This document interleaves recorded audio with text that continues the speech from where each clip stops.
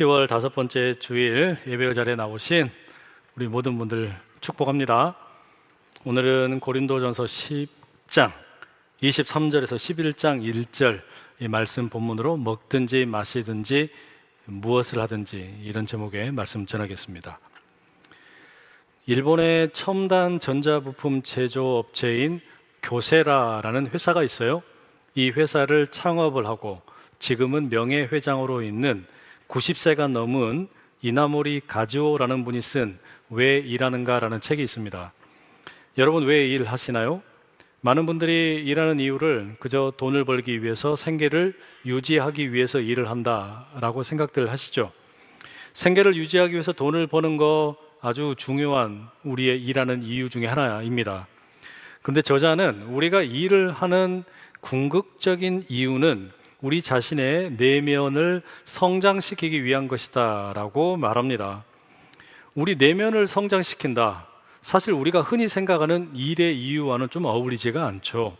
우리 내면을 돌본다 그러면 무슨 심리 전문가나 아니면 종교적인 수행을 통해서 이루어져야 될 일이라고 생각하기 쉽습니다.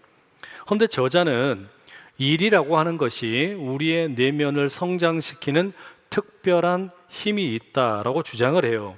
그래서 독자들에게 열심히 일할 것을 권합니다. 열심히 일한다는 것은 근면하다는 이야기고 일에 대한 태도가 성실하다라는 의미입니다.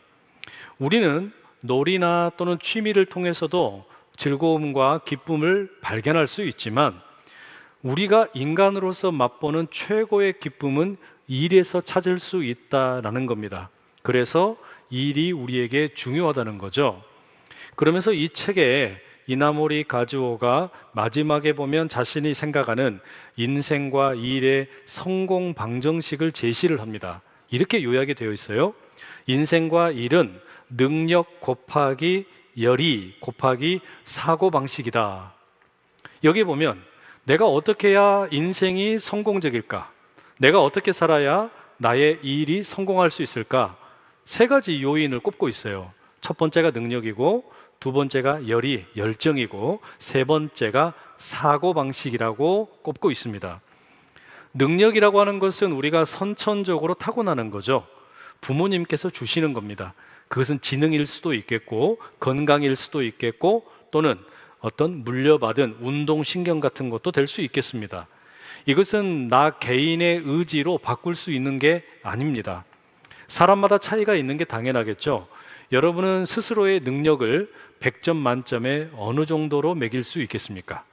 자, 두 번째, 열정이라는 게 있어요. 우리가 능력이라고 하는 것은 바꿀 수 없지만 열정이라고 하는 것은 얼마든지 결정할 수 있습니다. 타고난 능력은 조금 부족해도 열정은 키울 수 있습니다. 자, 여러분의 인생에 대한 열정, 일에 대한 열정은 100점 만점에 어느 정도 되시는 것 같습니까?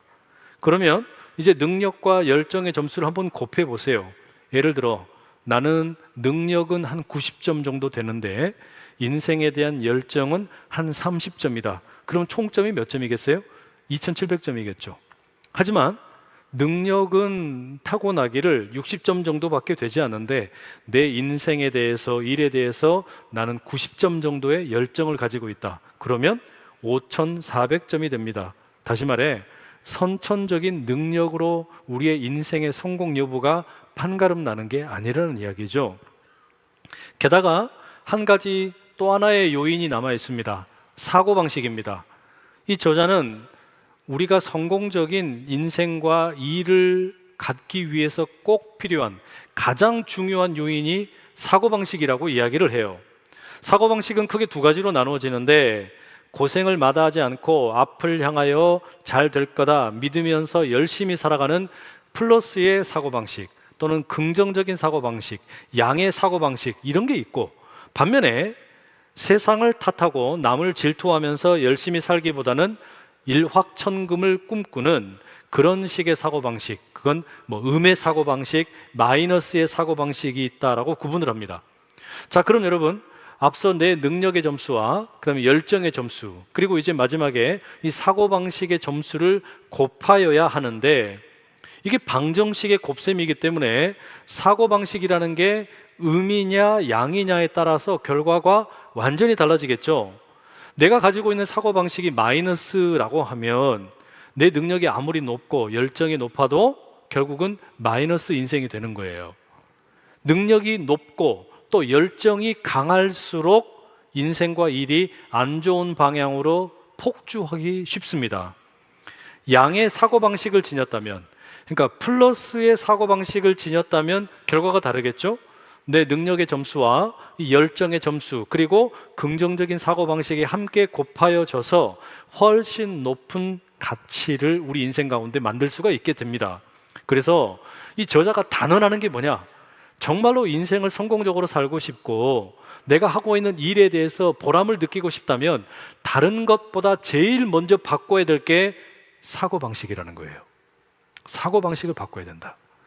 부정적인 사고방식, 마이너스의 사고방식을 플러스의 사고방식으로, 양의 사고방식으로 바꾸는 게 우선이라는 겁니다. 내가 평생 90세 넘게 살아보고 회사를 창업을 해서 크게 키워보고 수많은 벤처기업들이 흥망성쇠하는 것을 보면서 깨달은 것이 그거라는 겁니다. 사고방식이 중요하다라는 거죠. 저는 이 저자의 일에 대한 접근이나 또 인생에 대한 성공 방정식 대체적으로 동의가 돼요. 그리고 무엇보다 사고방식이 중요하다라는 이 견해가 참 의미가 있다는 생각이 듭니다. 여러분, 우리의 신앙생활을 한번 생각을 해보세요. 저는 우리가 신앙생활을 하는 이유, 예수를 믿는 이유가 좋은 사고방식을 갖기 위한 것이다 라고 생각을 합니다. 우리는 예수 그리스도를 믿음으로 그 예수님께서 십자가에 죽으시고 부활하심으로 새로운 생명을 선물로 받았어요. 그런데 새로운 생명만 선물로 받은 게 아니라 실상은 우리는 새로운 사고방식을 선물로 받은 사람들입니다. 내게 주어진 새로운 생명을 옛날의 사고방식으로 사는 게 아니라 새로운 사고방식으로 살도록 우리 주님이 부르셨다는 이야기예요. 그러면 여러분, 성경이 이야기하는 그 새로운 사고방식이 도대체 뭘까요? 그것은 우리에게 어떤 점에서 의미가 있는 것일까? 그걸 여러분과 오늘 본문 말씀 통해서 좀 상고해 보려고 합니다. 우리는 지금 계속 이 고린도전서 말씀을 공부하고 있죠? 이 고린도 교회 사고방식의 측면에서 따져보면 음의 사고방식, 마이너스의 사고방식이 참 많은 곳이었던 것 같아요. 이 교회를 구성하고 있는 성도들이 마이너스의 사고방식을 가지고 있다 보니까 서로 경쟁을 많이 합니다. 서로 내가 더 잘났다, 내 지혜를 자랑하고 뽐내다가 분파가 나누어지고 갈등하는 일들이 참 많았어요. 그러다가 자신들 가운데 생긴 문제에 대해 이 교회의 설립자인 바울에게 편지를 씁니다. 이런 문제를 어떻게 해야 됩니까? 묻는 거죠. 바울이 이 편지를 받아보고서 답장을 쓰는데 그게 고린도 전서예요. 그런데 바울은 이 편지를 쓰면서 교인들이 물어보는 문제를 먼저 다루지를 않아요. 먼저는 이 교회 성도들 전체가 함께 공유하고 있는, 우리가 붙들고 있는 공동의 신앙의 정수, 그 토대가 뭐냐, 이걸 먼저 이야기하죠. 그래서 1장에서 6장까지 십자가의 복음에 대한 이야기를 들려줍니다. 그걸 제가 반복해서 4가지로 요약을 해드렸어요. 첫째가 뭐였습니까? 사람의 지혜보다 하나님의 어리석음이 뛰어나다. 그 두 번째는 이 하나님의 어리석음이 곧 십자가에 너무나 분명하게 나타난다. 그리고 세 번째는 그 십자가의 어리석음이, 십자가의 복음이 우리 모두를 구원하였다. 그리고 네 번째가 뭐냐? 그래서 구원받은 우리에게 가장 먼저 필요한 것은 이 십자가로 하나 되는 것이다. 이게 바울이 1장에서부터 6장까지 계속해서 다루었던 문제입니다. 그리고 이제 7장이 되면 거기에서부터 교회 성도들이 물었던 질문, 거기에 대한 이 바울의 답변이 제시가 되죠. 7장에 처음 나오는 것은 결혼에 대한 이야기였어요. 그리고 8장에서부터 오늘 본문 이 11장 1절까지 아주 긴 분량을 통해서 이야기하는 주제는 딱 하나입니다. 우상에게 바친 제물 먹을 수 있느냐 없느냐, 이 문제 가지고 아주 긴 이야기를 바울이 들려줬어요. 그 가운데 바울이 8장에서 먼저 뭐라 그러냐면, 믿음이 강하다라고 생각하는 사람들에게 여러분들은 약한 자들을 배려할 필요가 있다라고 말합니다. 나는 우상에게 바친 제물 그건 먹어도 아무 문제 되지 않는다. 우상의 신전에 가서 제사 드리는 거 참여하는 것도 괜찮다. 그러나 믿음이 연약한 자들이 그걸 보고 혹시나 우상 숭배로 돌아가면 어떡할 거냐? 그러지 않도록 가급적이면 절제하면 좋겠다. 당신에게는 얼마든지 자유가 있지만 절제하면 좋겠다라고 권면을 하죠. 왜냐하면 우리의 지식보다 사랑이 더 중요하기 때문이다 이야기했습니다. 그리고 바울은 바로 그러한 예를 9장에서 자기의 삶으로 보여줍니다. 바울은 스스로 자유인이지만 절제하고 성도들에게 다양한 모습으로 맞춰준다고 이야기했죠. 유대인에게는 유대인의 모습으로 가고요, 이방인에게는 이방인의 모습으로 다가갑니다. 강한 자에게는 강한 자의 모습으로, 연약한 자에게는 연약한 자의 모습으로 바울이 다가갑니다. 그렇게 하는 이유가 뭐냐면 바울이 줏대가 없어서도 아니고 주관이 없어서도 아니고 박쥐 같은 인생이기 때문도 아닙니다. 여러 사람에게 여러 모양으로 나타난 것은 할 수만 있다면 한 사람이라도 더 구원하기 위함이라고 바울이 목적을 밝히게 됩니다. 그리고 이제 10장에서는 다시금 강한 자들을 향하여 조금 더 강하게 권면을 합니다. 여러분은 얼마든지 지식이 있기 때문에, 똑똑하기 때문에 우상의 신전에 가서 제사에 참여할 수 있고 거기에 바친 제물도 먹을 수 있으나, 그러나 연약한 자들을 위해서 배려할 뿐만 아니라 또 하나 조심할 게 있는데, 그 우상에게 바친 제물을 먹고 우상의 신전의 제사에 그냥 나도 모르게 참여했다가 우상 숭배에 빠지고 곤욕을 치를 수 있다라고 경고를 하죠. 왜냐하면 과거의 역사에 그러한 일이 많았기 때문이라는 겁니다. 출애굽 이후에 이스라엘 백성들이 광야에서 길을 가다가 모세가 시내산에 올라간 동안에 부지불식간에 금송아지를 만들었어요. 거기에다가 제사를 드렸어요. 그리고 거기에서 음식을 먹기도 하고 심지어는 음행을 저지릅니다. 이로 인해 가나안 땅, 약속의 땅으로 들어가지 못하고 40년 동안 출애굽 1세대가 모두 다 거기에서 죽게 되었다. 그러니 여러분들도 우상의 숭배를 조심해라, 바울이 권면을 한 거예요. 이처럼 긴 이야기를 마치고 바울이 내리는 우상에게 바친 제물의 문제에 대한 결론이 뭐냐? 그게 오늘 본문 31절입니다. 우리 함께 한번 읽어보실게요. 시작. 그런즉 너희가 먹든지 마시든지 무엇을 하든지 다 하나님의 영광을 위하여 하라. 먹든지 마시든지 무엇을 하든지 다 하나님의 영광을 위하여 하라. 여러분, 이게 성경이 우리에게 가르쳐주는 사고방식이에요. 우리가 가져야 할 사고방식이 뭐냐? 하나님의 영광을 위하여 사는 것, 그게 우리에게 주어진 새로운 생명에 걸맞는 사고방식이라는 겁니다. 그래서 소요리 문답 첫 번째 질문에 사람의 제일 되는 목적이 뭡니까? 라고 묻죠. 그리고 거기에 대한 답변을 뭐라고 제시하냐면, 사람의 제일 되는 목적은 하나님을 영화롭게 하는 것과 그분을 영원토록 즐거워하는 것입니다. 이렇게 이야기를 해요. 그러니까 우리가 가져야 될 사고방식은 뭐냐? 나의 인생은 하나님을 영광스럽게 하는 것이고 나는 그분을 즐거워하는 것, 바로 거기에 제1의 목적이 있다. 달리 말하면 제1의 사고방식이 있다라는 겁니다. 여러분, 앞서 이나모리 가즈오가 인생 방정식으로 능력과 그 다음에 우리의 열정 그리고 사고방식을 곱하여 보라 그랬는데, 여러분의 능력이 몇 점이 되었든 그리고 여러분의 어떤 그 열정이 몇 점이 되었든 이걸 곱한 다음에 우리가 거기에 더해야 할, 곱하여야 할 사고방식이 뭐냐? 하나님을 영광스럽게 하는 거라는 거예요. 자, 그러면 여러분, 성경은 우리에게 먹든지 마시든지 무엇을 하든지 하나님의 영광을 위하여 하라라고 이야기하는데, 도대체 그게 어떤 걸까요? 왜 우리가 하나님의 영광을 위하는 사고방식을 가져야 되느냐? 이런 질문이 생기잖아요. 사실 이것은 우리가 하나님의 영광을 위하여 살지 않으면 내 영광을 위하여 살도록 왜곡된 삶에 빠지기 쉽기 때문입니다. 아담과 하와가 에덴 동산에서 그랬었죠. 하나님께서 그토록 많은 자유를 주시고 많은 것을 누리게 해주셨는데 하나님의 영광이 아니라 내가 하나님처럼 되고 싶어서 선악과를 먹어버린 거예요. 자기 영광을 구하다가 결국 범죄하고 말았단 말이에요.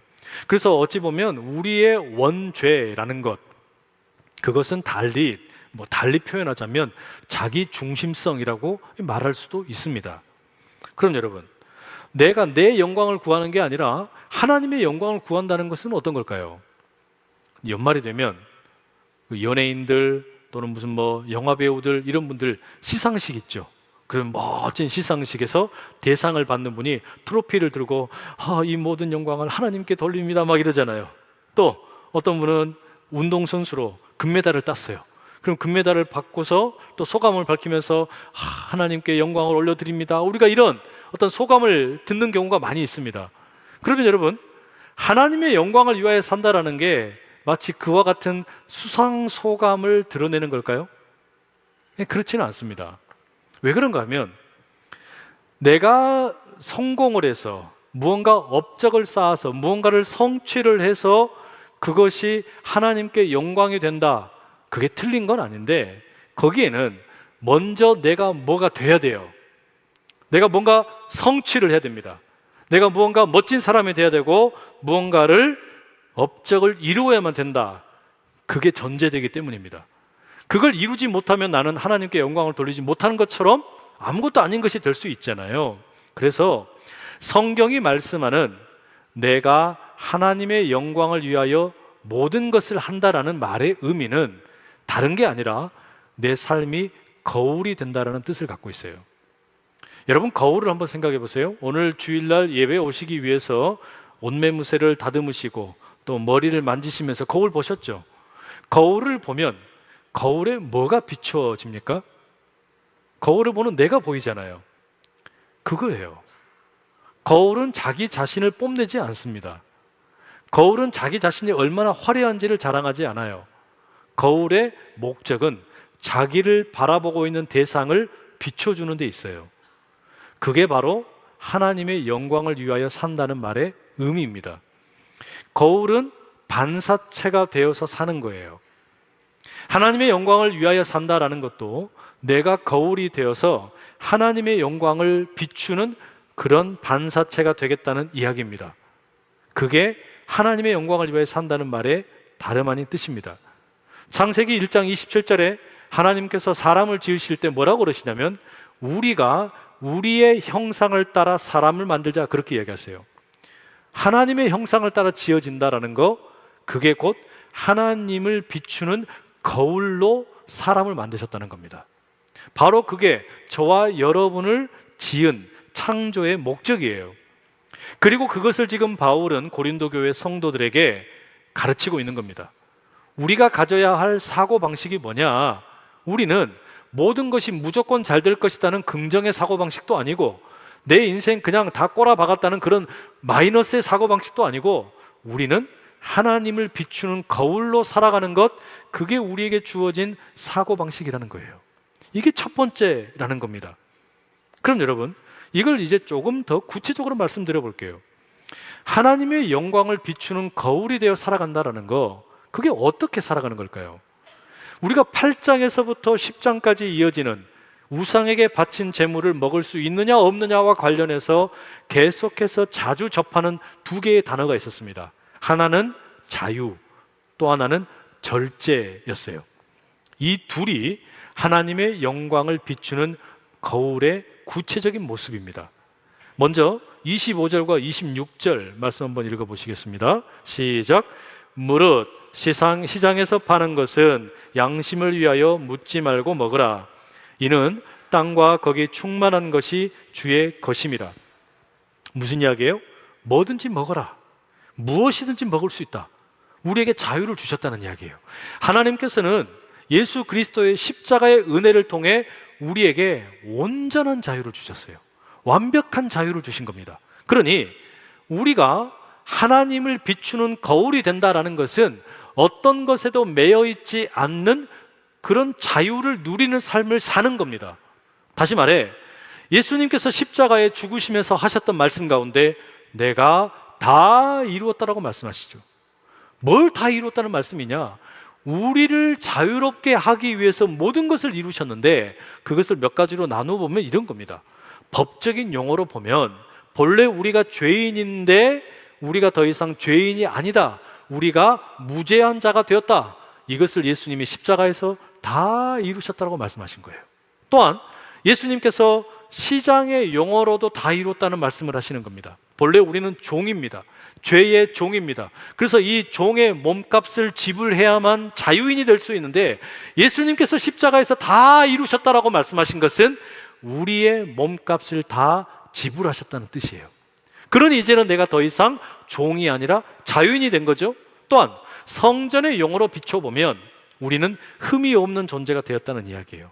우리가 세상을 살면서 과거에 받은 상처, 아픔, 이런 어떤 분노, 고통, 이런 것들로 인해서 너무나 흠이 많은 존재인데, 예수님께서 십자가에서 다 이루셨다라고 말씀함으로 인해 우리는 흠이 없는 존재가 된 거예요.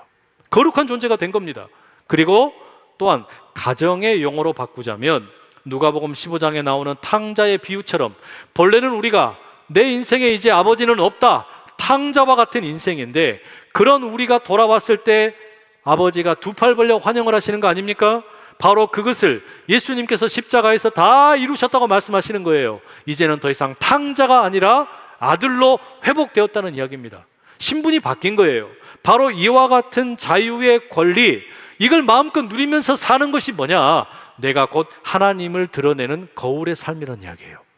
예수 그리스도를 통해 내게 주어진 자유, 더 이상 나는 과거의 노예가 아니에요. 죄에 사로잡혀 사는 존재도 아니에요. 흠이 있는 존재도 아니에요. 나는 이제는 온전한 자유를 누리는 존재가 되었다. 이것을 드러내며 사는 게 곧 내가 거울로서 하나님의 영광을 비추는 거라는 것이죠. 근데 하나님을 비추는 거울이 된다는 거, 이것만 있는 게 아닙니다. 또 하나 있어요. 그게 절제입니다. 28절과 29절 말씀 한번 읽어보시겠습니다. 시작.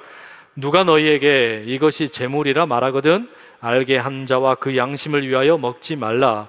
내가 말한 양심은 너희의 것이 아니요 남의 것이니 어찌하여 내 자유가 남의 양심으로 말미암아 판단을 받으리요.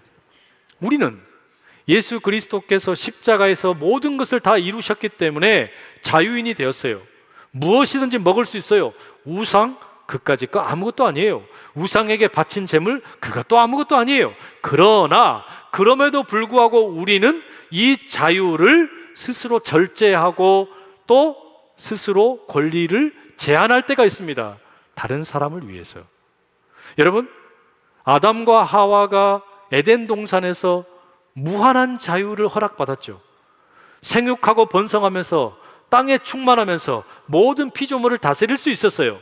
그런데 그들에게 하나님께서 주신 절제할 것이 하나 있었습니다. 그게 선악과 아닙니까?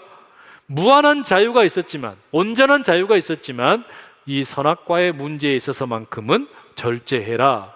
하나님이 말씀하셨어요. 마찬가지입니다.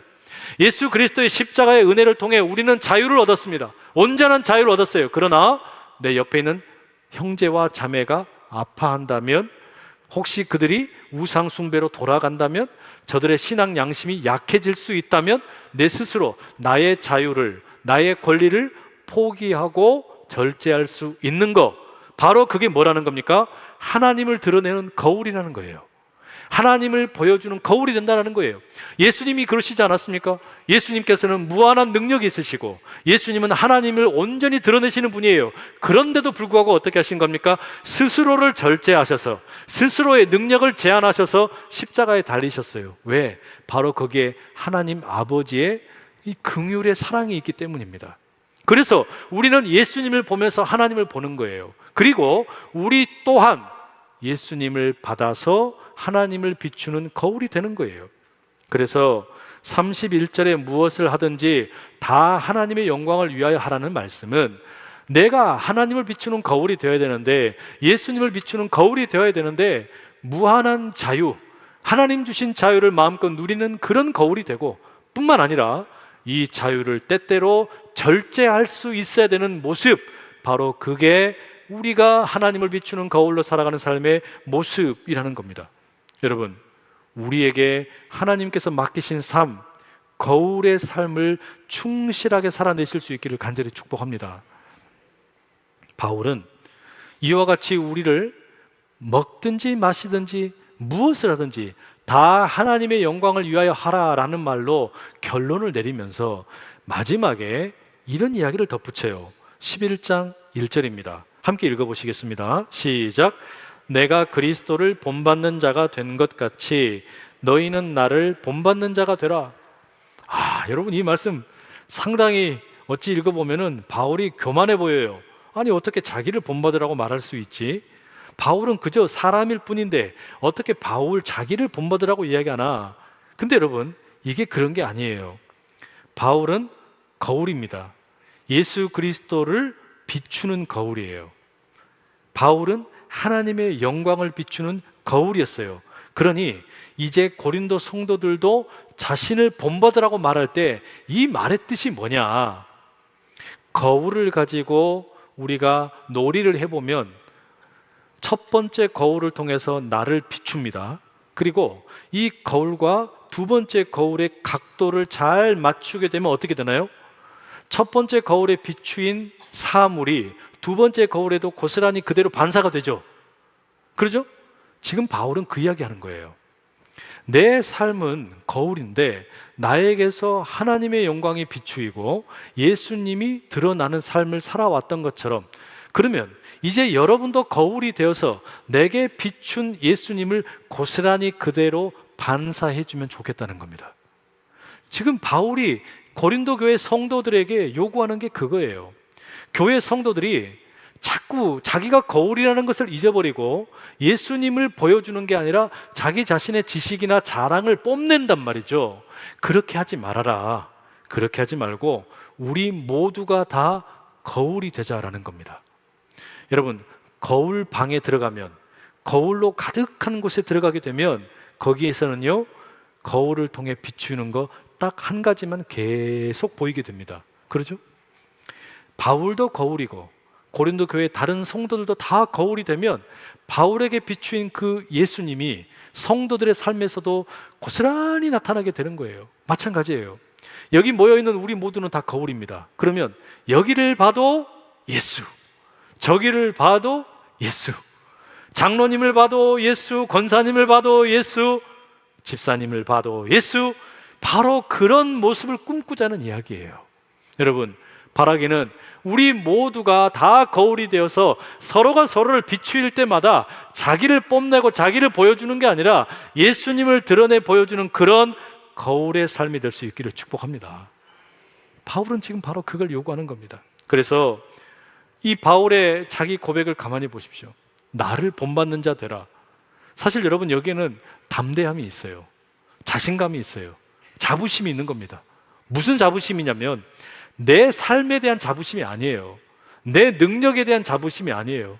내가 얼마나 많은 공부를 했는가, 내가 얼마나 잘생겼는가, 내가 돈이 얼마나 많은가, 이런 식의 자부심과 담대함과 어떤 자신감이 아니라 내가 지금 담아내고 비추고 있는 예수 그리스도가 얼마나 대단한 분인가, 여기에 대한 자신감이 있다는 이야기예요. 이 십자가의 복음에 대한 자부심이 있고 거기에 대한 담대함이 있는 거예요. 그래서 바울은 감히 외치는 겁니다. 나를 본받는 자들아. 내가 예수님을 담아내는 거울이 된 것처럼 여러분도 그런 거울이 되면 좋겠다라고 외치고 있는 거예요. 여러분, 우리에게는 지금 이런 대범함이 필요해요. 우리에게는 지금 이런 자신감과 자부심이 필요한 겁니다. 우리의 능력이나 우리의 숫자나 우리의 돈이나 우리의 능력이나 이걸 가지고서 드러내는 자신감 또는 자부심, 담대함이 아니라 내가 믿는 예수 그리스도의 복음이 얼마나 대단한 것인가, 십자가의 말씀이 얼마나 대단한 것인가, 거기에 대한 자부심이 필요하단 말이에요. 요즘에 한국 교회 미래가 너무나 비관적이라는 이야기를 많이 듣습니다. 교회 성도들이 해가 갈수록 계속 감소한답니다. 다음 세대들이 교회를 오지를 않는데요, 부모는 예수님을 믿어도 성도들의 자녀들이 예수를 믿지를 않아요. 대학에만 들어가면 교회를 안 가요. 이런 어떤 암울한 이야기들을 우리가 너무 많이 들어요. 그럼에도 불구하고 여러분, 우리가 버리지 말아야 될 게 뭐냐, 잃지 말아야 될 게 뭐냐, 이 대범함이에요. 이 자신감을 잃어버리면 안 돼요. 무슨 자신감이냐? 지금 우리 삶의 상황이 어떠하든지 간에 우리가 믿는 이 복음이 얼마나 존귀한 것인지 이 대범함과 이 자신감을 잃어버리면 안 된단 말이죠. 그래서 여러분, 내가 그러면 한국 교회를 위해서 무슨 기도를 해야 될까? 뭔가 엄청난 기도를 하실 필요 없어요. 그냥 담백하게 이렇게 기도하시면 됩니다. 주님, 오늘 하루 내가 거울 되게 해주세요. 오늘 하루 내가 예수님을 비추는 거울이 되어서 나를 통해 만나는 사람들이 우리 주님 만날 수 있도록 내게 그런 거울의 역할 잘할 수 있게 해주세요. 여러분, 그거면 돼요. 뭐 거창한 거 다른 거 필요 없어요. 그리고 혹시 앞으로의 한국 교회 미래가 걱정이 되신다면 좀 이렇게 기도해 주시면 좋겠습니다. 어느 모임에서 1.5세로 미국 땅에 살고 있는 목사님이 그런 이야기를 하시더라고요. 자녀를 위해서 기도를 하는데 자녀가 좋은 직장을 얻기 위해서 기도하고 또 좋은 사람 만나기 위해서 기도하고 여러 가지 자녀의 미래를 위해서 기도하는데 빼놓지 않고 이분이 기도하는 기도 제목이 있대요. 그게 뭐냐면 우리 자녀의 미래 목회자를 위해서 기도한답니다. 우리 자녀의 미래 목회자를 위해서 기도한다라는 거 저는 상당한 충격이 있었어요. 그 생각을 못했거든요. 하나님께서는 언제나 사람을 통해서 일하시는 분입니다. 그러면 지금 내가 미래가 염려가 된다면 미래에 하나님께서 쓰실 사람을 위해서 기도해야 되잖아요. 우리의 자녀를 위해서 기도한다 그러면 우리의 자녀가 세상적으로 성공하고 공부도 많이 하고 출세하는 것도 중요하지만 정말로 영적인 하나님의 백성이 되기를 원한다면 우리 자녀의 신앙을 이끌어갈 목회자를 위해서 기도해야 되는 거예요. 바로 거기에 여러분 한국 교회 미래가 있는 줄로 믿습니다. 이나모리 가주오의 왜 일하는가, 이 책의 맨 마지막에 보니까 아주 인상적인 글귀가 있었어요. 낙관적으로 구상하고 비관적으로 계획하며 다시 낙관적으로 실행한다. 저 이 말이 너무 울림이 됐어요. 해석학이라는 학문을 공부하면서 그런 이야기를 많이 읽었거든요. 책을 읽을 때 처음에는 순진하게 읽고 두 번째 읽을 때는 이것을 비판적으로 비평적으로 읽고 그리고 다시 읽을 때는 또 다른 순진함으로 읽어야 된다. 해석학의 이론을 집대성해 놓은 것 같은 말을 만난 거예요. 낙관적으로 꿈을 꾸는 겁니다. 언제든지 낙관적으로 우리의 삶에 대해서, 우리 가정에 대해서, 우리의 사업장에 대해서, 내 인생에 대해서 낙관적으로 구상할 수 있는 능력이 필요해요. 그리고 계획을 구체적으로 세울 때는 가장 비관적으로 보수적으로 세우는 것도 필요해요. 그리고 마지막에는 다시 낙관적으로 긍정적으로 실천을 하는 거예요. 저는 이게 바울이 이야기하는 거울이 되는 삶, 본받는 자가 되는 삶 가운데 이 자유와 절제의 변증법적인 운동이라고 생각이 돼요. 무슨 이야기냐? 자유롭게 구상하고 하나님이 자유를 주셨으니까 이 자유를 가지고서 내 인생에 대해서, 교회에 대해서, 우리의 삶에 대해서 마음껏 구상을 하고, 그러나 절제와 배려로 계획을 세우고, 그리고 나서는 다시금 자유롭게 마음껏 실행할 수 있는 삶, 바로 그게 여러분 우리가 가져야 할 삶의 태도란 이야기예요. 사고방식이란 이야기입니다. 능력은 선천적인 것이기에 바꿀 수 없어요. 열정, 우리가 열심히 할 수 있습니다. 그러나 그냥 열심히 해서는 안 되고 나의 능력과 이 열정이 건강한 사고방식을 만나야 됩니다. 세상이 말하는 것과는 조금 다른 하나님의 영광을 위하는 사고방식, 거울이 되는 삶, 자유를 마음껏 만끽하고 그러면서도 배려하고 절제할 줄 아는 그런 거울이 되어서 나를 통해 예수님이 드러나는 삶을 산다면 바로 그것이 하나님이 가장 기뻐하는 복된 인생인 줄로 믿습니다. 바로 그게 오직 하나님께만 영광을 올려드리는 우리의 삶인 줄로 믿습니다. 함께 기도하시겠습니다.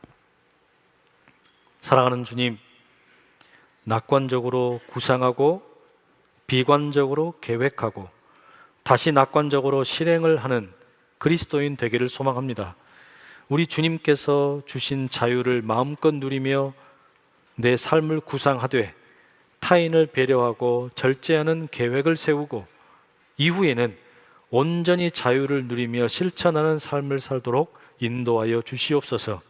그리하여 오직 하나님께만 영광을 돌리는 거울과 같은 우리의 삶이 되게 하여 주시옵소서. 예수님의 이름으로 기도드립니다. 아멘.